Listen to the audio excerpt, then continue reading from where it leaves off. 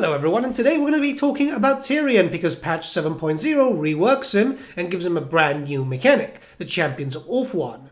So this actually drastically speeds up Tyrion's campaign alongside all the other changes that the High Elves do get because they've gotten a pretty fair update. But his campaign is a lot faster and you can solidify yourself in Ulthuan much quicker, which means that your expansion rate is going to get a lot quicker. Now, the gameplay loop hasn't changed. You're going to start off, you're going to deal with the Dark Elves. It's just 3 settlements and 1 small army at the very beginning, and then things start to change. And even then, it's not really a change, rather just an addition. But don't worry, the core aspect of Tyrion is not really going to change whatsoever. Before anything, you're going to want to purposely ignore his brand new mechanic, the Champions of Ulthuan, for at least a few turns. It is really strong and it is a really great way to level up lords and heroes, but if you want to get confederations done quickly and unite as much of the donut as possible, yeah, you're going to want to wait for a little while. And that's perfectly fine. By the time that you're going to start using this, you're just going to be buffing up your armies tremendously to the point that you might not even feel the need to pick up the Sword of Cain. Yeah, I know. So listen up. In most cases, you're going to want to ignore the areas that Eltharion and Alariel will pick up, this being Safri, and then obviously just that little orc faction over there.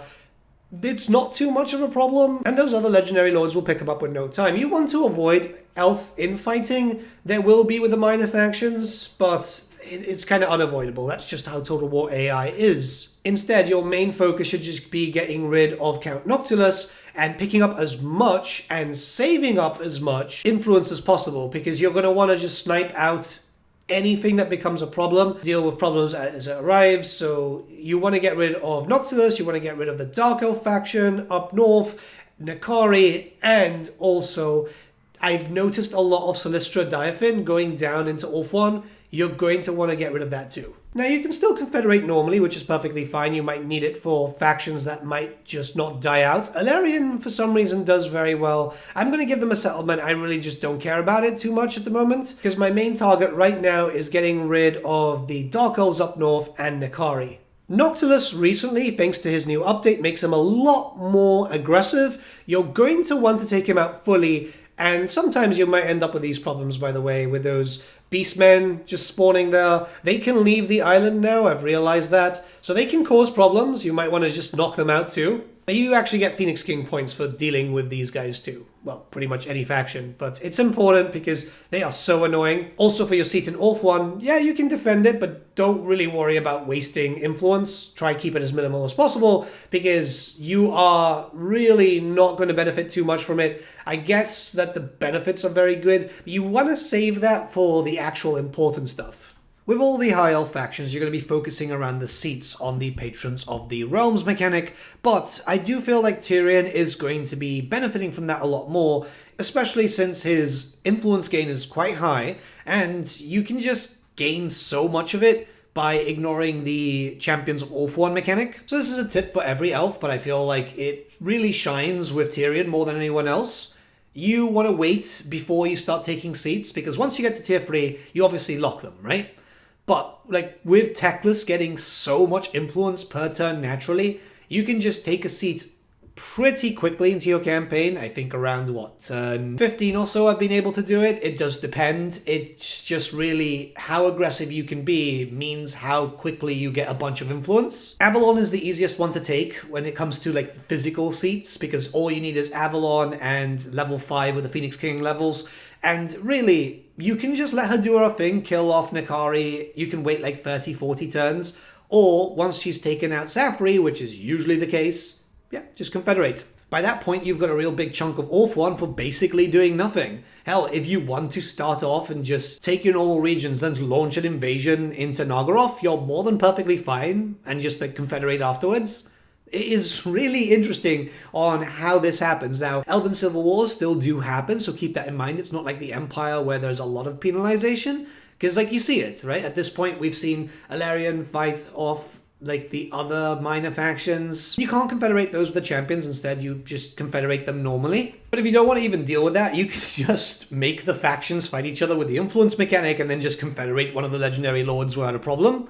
So yeah, Tyrion's campaign is so much easier now, it's actually kind of funny. This is really important for all your High Elves, But I saw this with a streamer during the early access period where they used the boot to kick someone off the seat. You don't do that. You transfer position, or else you're basically going to open up your locked area to be taken by another high elf faction.